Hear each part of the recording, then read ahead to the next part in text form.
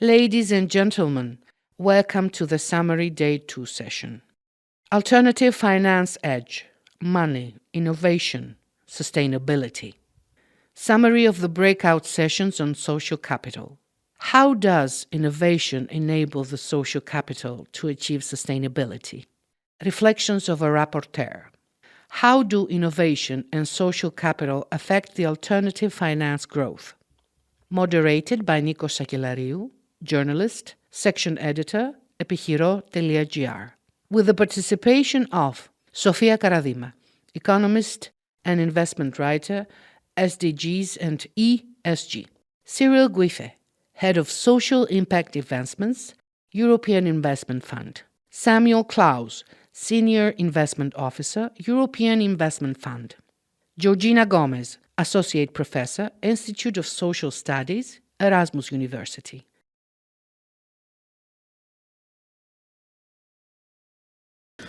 So, the basic theme is money, innovation, and sustainability. This day was based in 4 axes. First was green economy and climate finance. The second was social investment and ESG. The third was microfinance and how to apply at social entrepreneurship. And the second axis was alternative currencies. The main question is, to summarize our meeting here, is how does innovation enable the social capital to achieve sustainability? We can start from the panel number 1 with Sofia. Sofia, you had a very interesting panel concerning green economy, climate change, climate finance. We heard about all the aspects of green economy.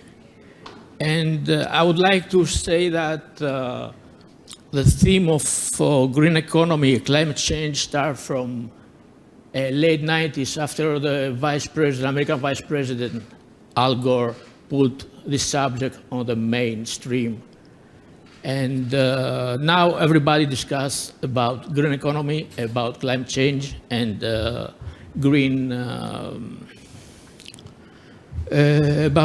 climate finance. So what's your points from your panel and where that we want to discuss about?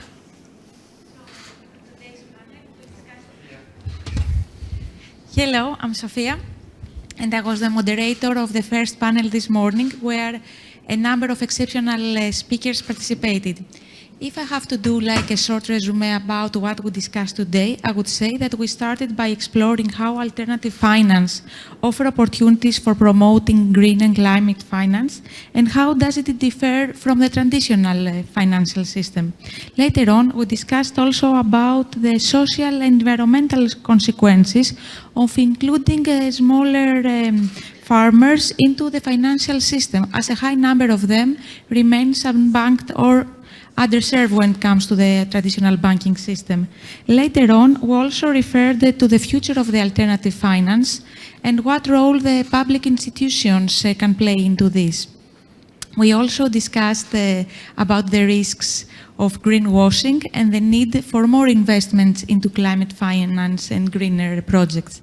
However, at the end, we concluded to the most important thing, that alternative finance can play a key role in establishing and creating a greener and a more inclusive world. So, can we specify what measures should be taken to increase to make better the green economy? And according to Mrs. Chang, that says to avoid the poverty trap, increase the return of agriculture.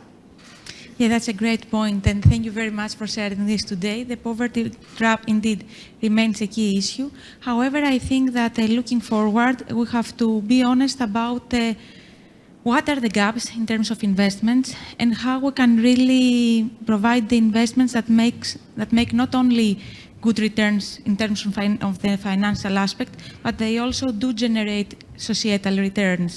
And there is also the risk about the greenwashing, because we see that as ESG sustainability has become today a buzzword, a lot of organizations want to invest more or they want to embrace ESG. However, this is not always the case. So examples like today, it's key in order to guide us on other opportunities about backing and opting for projects that do deliver societal returns, but also they also generate good returns on the financial aspect.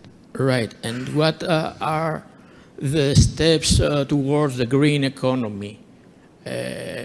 You mentioned that after, except agriculture, what other steps should we take to improve all the green economy, to go towards green economy? Could you please repeat? What measures should we take to go towards green economy, to make the I think it's very important that there is like collaboration between the private and the public sector. Each country has its own system, different regulations and different needs. So it's very important to analyze what are the competitive advantages of each country, where are the gaps, and how the different projects can really provide solutions to the problems of each country. Right, thank you very much.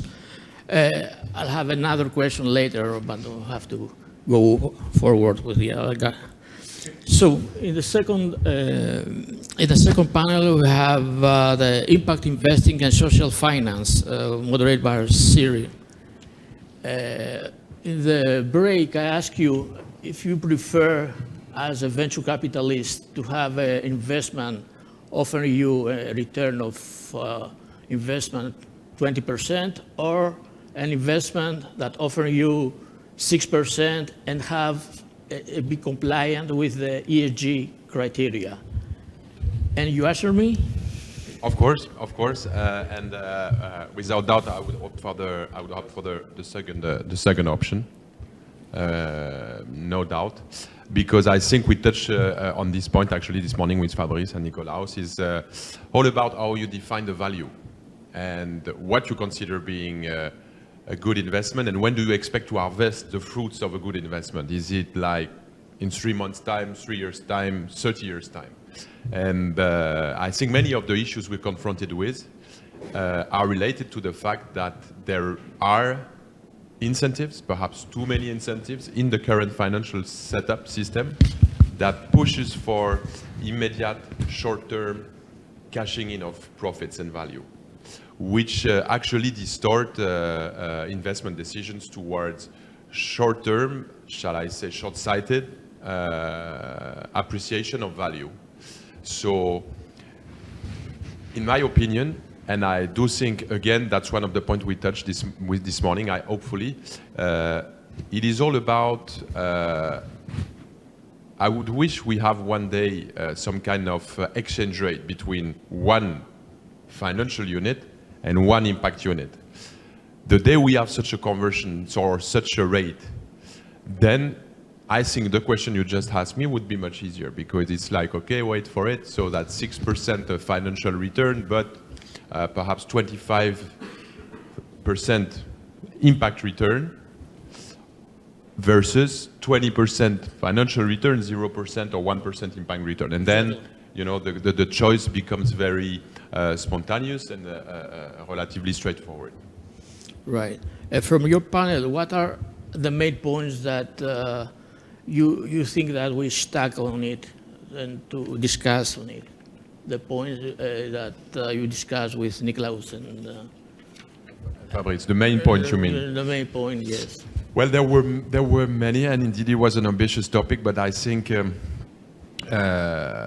first of all, I very much appreciated the complementarity of the visions brought in by Nikos and by Fabrice, who actually capture a good summary of what impact investing is about. It's about opening up to untapped potential, shall I say, of a whole diversity of entrepreneurs, investors that are currently too remote from the funding market, and certainly also responsibility lies with us. It lies with all of us, and we need to open the eyes and shed light on this reality so that finally there is more diversity. Thereon, more diversity will lead to better value creation, but also building in a concept also that Nikos often puts forward, this purpose revolution. I think it's important to Nikos mentioned this point, and that's really making sure that we have a good understanding, and actually an adjusted understanding of what value is, and factoring in the overall and broad and sometimes abstract value concept, the fact that we collectively hope to go for a purpose in our investment. That's true in our lives. Hopefully that's also true in the investment remit. So diversity, value creation through diversity, questioning the core definition of what value is. Is it a short-term concept, a mid-term or long-term concept, together with the major contribution impact investing brings to the financial market, such as the way investment decisions are taken, were a few of the very interesting points I had the pleasure to discuss with you this morning. Right, and I think that you don't consider ESG as externality. You consider it as a value. So first of all, yes, indeed, I think it's important to remind that ESG has nothing to do with impact investing, and it is not because one sits or ranks higher or junior to the other, but it's simply that these are two different concepts. Again, picked up this illustration shot by Nikos this morning that ESG is like a common floor, like the least you could report or commit to as an investor in your investment activity, while impact investing is about actively pushing or backing, supporting companies' business model that are building solutions for the issues we're faced with. To your question, indeed, the positive that emerges from impact investing is not an externality. Impact investing may have negative externalities, positive externalities, but the core value added, social value added, climate value added that emerges from impact investing is precisely, again, is not an externality. It's the core reason why a business model is set up in the first place and invested by investors. So ESG has a cost that everybody should face as a venture capitalist. Yes, I mean, you have ESG as a cost. Yes. It has a cost in the sense that it seeks to prove that what is costly is precisely not to disregard completely ESG consideration, the environment, the potential damages you're doing on the society with your investment activity. I think ESG's contribution is actually to prove that not looking at ESG is costly. But then again, that pulls the question of, do we want to go for short-term benefits or long-term benefits? Do we? Well, I think we have no other option. I mean, and if we want to challenge this concept, yes, we are free to challenge it, but reality will kick in pretty fast, and I think it already does. It already does. Yeah. Right. So are we going to panel number 3, financial, social enterprise, macrofinance? Samuel, your panel was point on the subject like social banking and kind of investing and giving the opportunities of financing small groups, as Ahmed said before. So could you summarize the main points of your panel, please? So indeed, the panel was about toolbox sources of financing that are available, and also the limitation, the hurdles, and what could be with the magic stick solutions. And the panel was interestingly composed of a huge powerhouse represented by Peter, because he was talking about Erste products in several geographies, but with, I would say, like a high force institution that can develop and have an impact. At the same time, and Peter was, let's say, saying how can we bring the giants to the field using alternative finance. That was one of the nice angles I liked. And at the same time, Ahmed, representing Poncher, would say the difficulties he had to fundraise, but should the fundraising be available, then he could cover several countries at once in a couple of years. So I would say the mass market approach could be reached through also alternative finance thanks to the fintech approach. And providing some type of an answer from what Peter was mentioning in terms of how to bring the giants, because that's nice and good to have like a punctual approach somewhere, but also not to disregard it, but it's also important that it's accessing the larger number of people. And Neoclis, who is hosting us here, was explaining also the importance of having a regulation that enables to operate. And Ahmed was explaining the limitation it has when you don't have the proper regulation. So we have seen the Greek example as a path to follow for other countries, and I didn't mention it, but it's true. For example, in Portugal, is looking at Greece to see what could be next.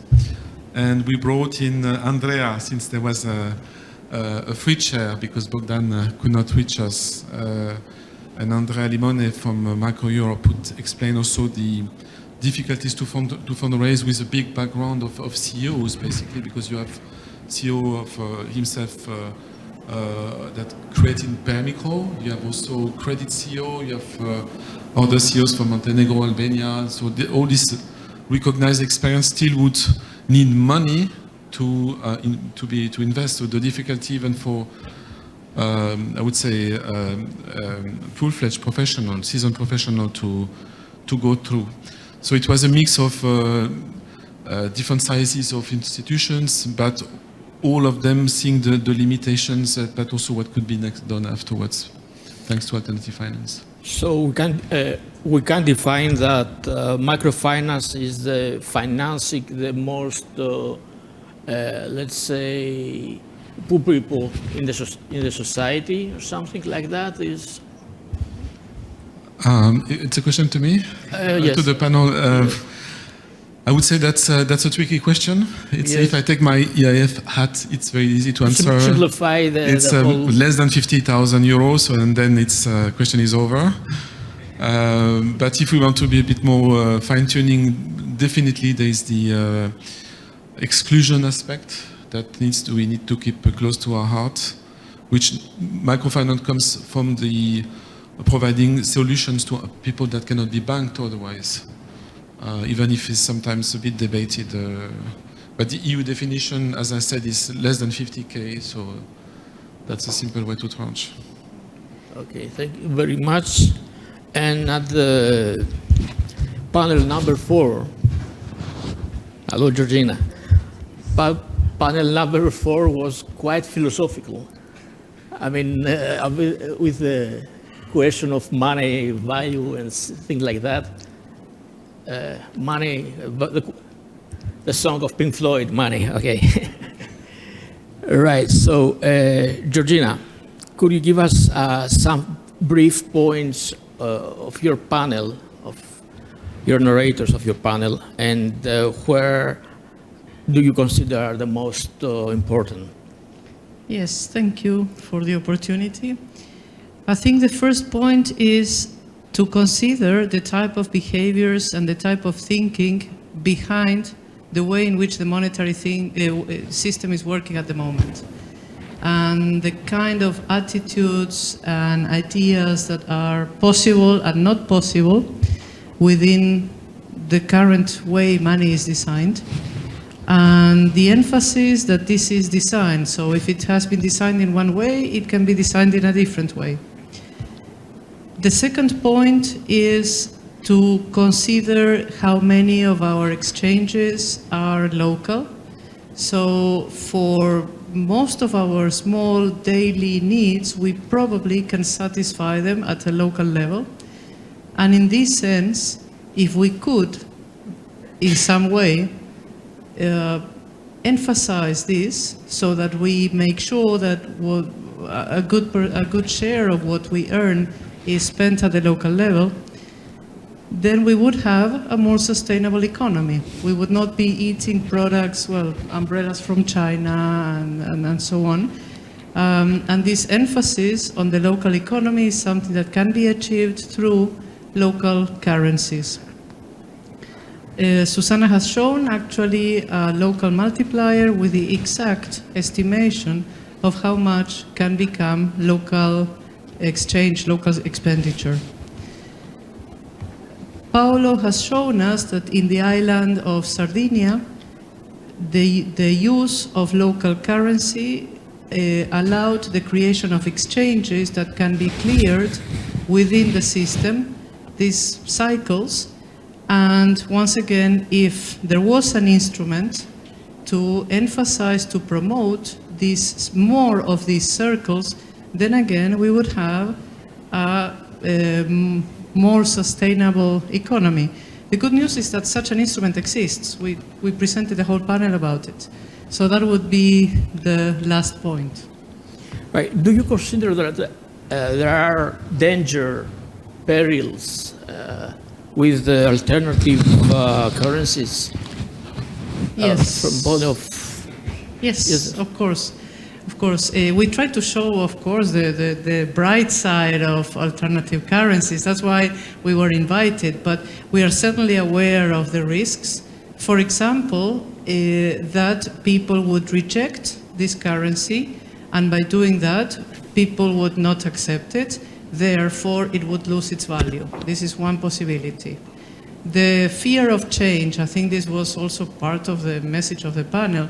People don't like something they are not used to, and therefore we may create an instrument that is completely useless.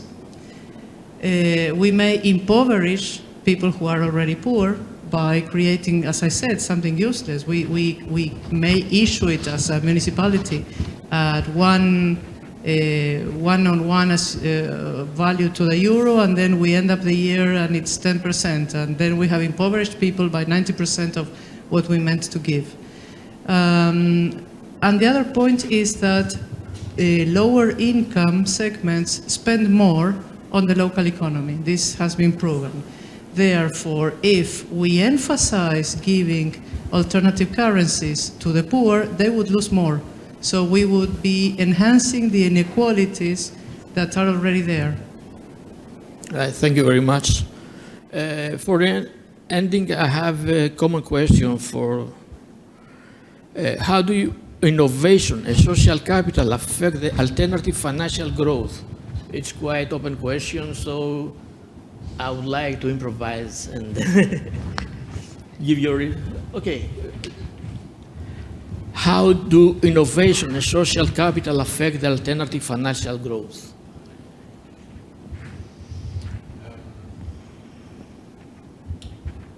Well, I think, again, that certainly involves a good share of subjectivity that I have to assume, and sitting on the stage, I think there are so many... You can be radical, you can be sarcastic, you can be...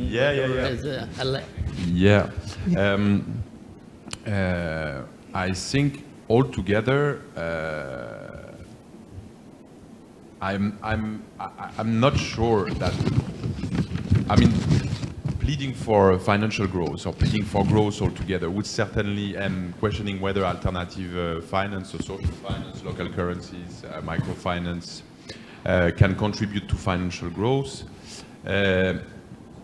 I'm not sure it is designed, I mean, all of these elements have in common of actually questioning the inherent value of financial growth or growth altogether. For instance, we measure the wealth of nations through growth of GDP. We know for sure this compass is screwed. We know that using this index actually accelerates and makes bigger or creates even larger issues we are dealing with, because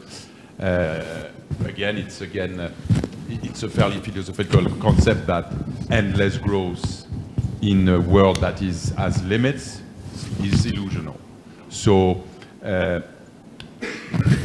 it's a very good question, and I'm I wish I would go for a more straightforward and straight and fast answer to such a tricky question. But while I'm thinking at the same time, I think alternative finance altogether and gatherings such as the one we're having here actually would question what is the growth we're after, or what is the well-being we're all after. So whether you invest in green economies, whether you set up financing programs for financially excluded, or use the power of local currencies to emancipate from heavily centralized and national or continental currencies, is an answer to demonstrate that there are more relevant ways than simply measuring the growth in terms of increasing from one year to another, especially if you're using indexes such as GDP. So rather than growth, I think alternative finance altogether questions the status quo. And this is next to improvement of the well-being, next to increase in investment in green economy, etc., is certainly one of the most important contribution of alternative finance to the debate. Thank you very much. Samuel, the same question. My approach would be in terms of market gap, untapped niches. For example, I think about the rural areas. And that's point number one. And then the second one is if we refer to the internet time. You may recall when there was the launch of lots of companies in the valley. The biggest one, they became like the Amazons, the eBays, and much more. And they put a bit aside what we used to call the brick and mortar. So there was, and this now is almost from the past. It's part of our life, and we know that I would say internet has won somehow quite heavily.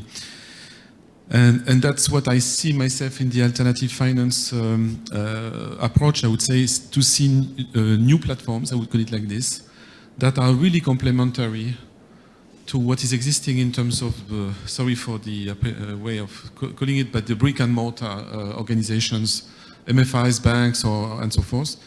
And these fast growing that are speedy, that can, through like a smart platform, a smart tech solution, can over 2, 3, 4 years almost cover the whole continent with a tailor-made, reaching everybody from the smartphone in the remote places, basically again a filling the gap approach, and sometimes also very competitive pricing-wise, because obviously it's another business model.